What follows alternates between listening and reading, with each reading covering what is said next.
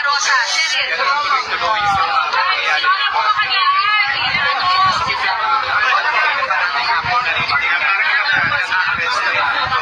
Yes.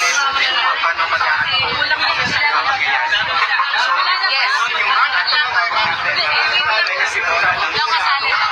Kasi sinasagawa yung sesyon sa mga at inaabangan natin kung ano nga ba yung susunod na. Yes, yes. Okay.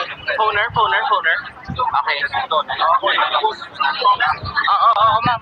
Ma'am, mawawalan ako ng visuals, ha? Nasaan? Ito. Si Kuya, Si Kuya... Oo.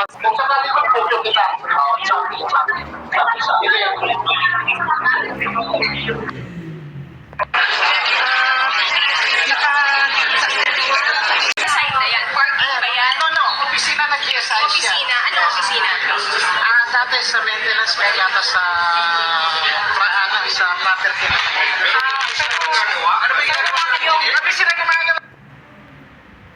regular days para hindi na makakakala. Kaya na sir, may utos po si General Pasca na lockdown. Walay mo na ako sa Sir, kanya. paano ba ulam? Halos magkatabi lang kami, nasa isang Hindi floor lang binuksan kami. niya kasi pag binuksan niya, nandito rin sa amin yung padlock ng isa eh. May padlock sila, may padlock din kami. Okay, so may padlock doon sa kabila nitong pinto. Yes, may padlock. Okay, so hindi basta mapapasok. Engineer, allowed po Saan namin yung makakatap doon, sir? Allowed po sila dito. Dito sa lobby sa Oo.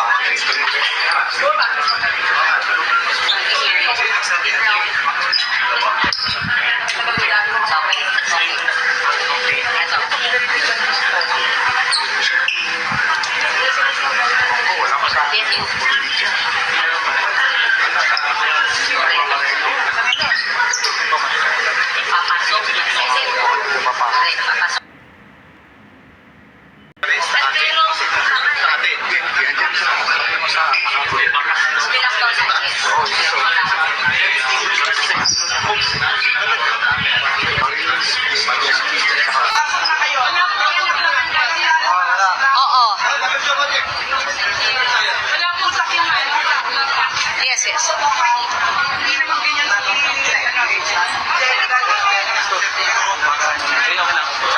Para sa dulo, sir. No, Julius, the thing here is we cannot see NBI agents from here. Mukhang the one that will be doing the arrest ay yung Senate Sergeant at Arms because sabi niya, we are doing an arrest, sabi niya. Okay. If you want to go out now. Kasi Hold on, sandali. Ano yun? he is giving you 5 minutes. Kasi ilalakto na po sirado. And then, If you want to go out now. Ano mangyari why do kung we hindi go na? out? Why do we go out? Doon namin makukunan? Okay, binibigyan kami ng option kung lalabas kami. Okay, hold on. Binibigyan kami ng option kung lalabas kami. Pag lumabas kami, hindi na kami makakapasok because they will be implementing total lockdown sa buong Senado. We are confused kung bakit kami pinapalabas and we are confused kung saan ba kami makakakuha ng mas magandang footage ng paglabas nga o ng pag-aresto na isasagawa na yan. But nakita ko kanina, Julius and Cheryl, nandito na rin yung abogado ni Senator Bato de la Rosa na si Attorney Torion. Julio, Cheryl. yung mga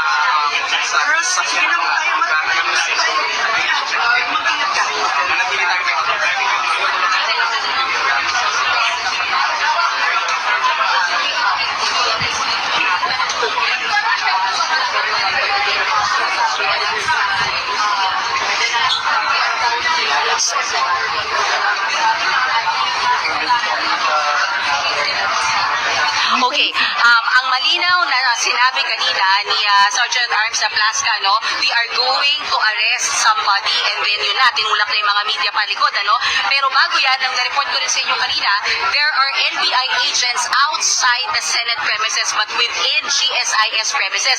We don't know yet if the NBI operatives are inside the Senate premises, but what we know now, the familiar faces that we can see, yung mga Sergeant at Arms, yung mga tauhan ng Office of Sergeant at Arms na pinangungunahan nga ni General Plasca. Hold on, ito. Ayan, yung nakaputi, yan, si General Plasca. Okay. Sir, konti naman, bigyan mo naman kami ng video. Thank you, thank you, thank you. Ayun, sorry kasi ang daming umaharang, kaka tayo maayos na video. Okay, sige.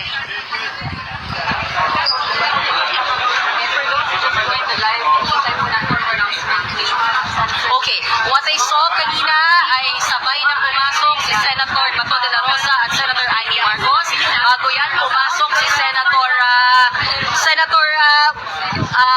Bongo, and then pumasok din si Senator Marcoleta sa loob ng SB office. What's happening?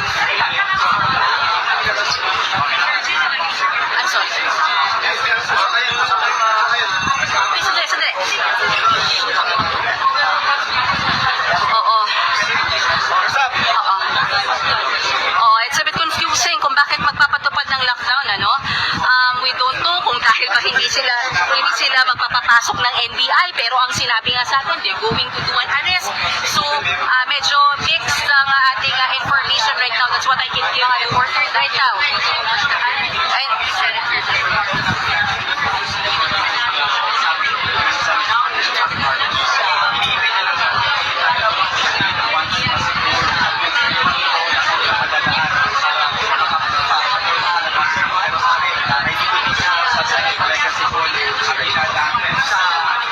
Okay, what we can see right now ay merong dalawang akong nakikita na naka-bulletproof vest. Kuya, tabi ka naman. Kasi hinano mo na nga kami, wala pa kaming video.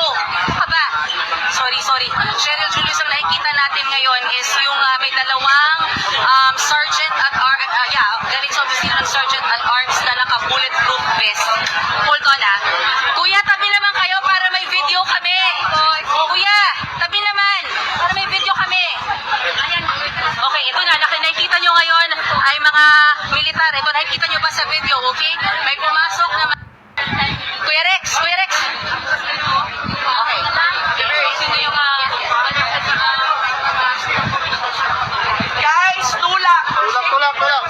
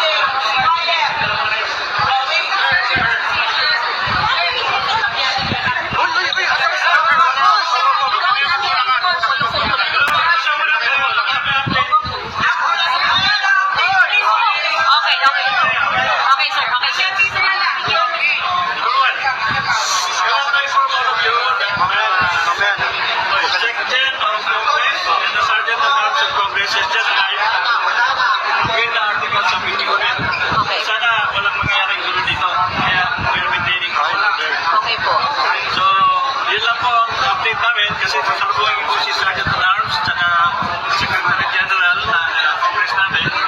Escortan ko namin umakyat sa ating Secretary.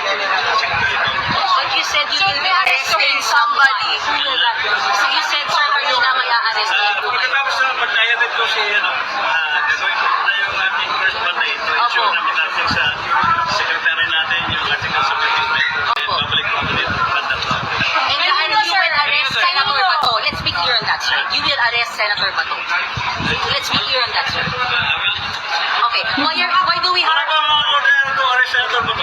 Okay. Why do we have... They only follow orders from the Senate President. So there is no order from the Senate President to arrest Senator Bato. But why do we have armed people? Why do we have armed soldiers, armed people na pumasok ngayon lang? Bakit po? Bakit po tayo may armed soldiers na nasa loob ng Senado? Sir, sabi po. Okay na. Tayo.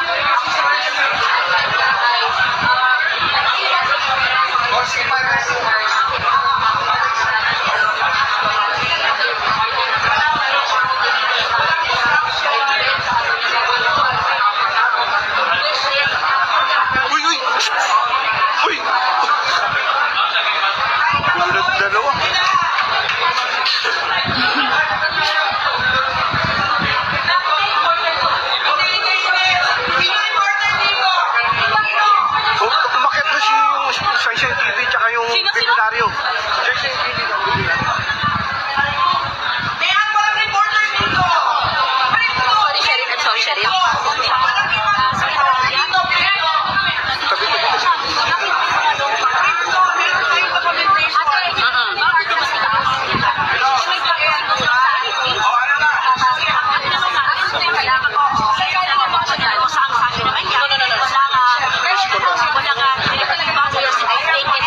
Nakarating din sa sa likod nito, sa likod. Sir, okay. Pasok de la Rosa na pumasok ng elevator, pababa. Kuya.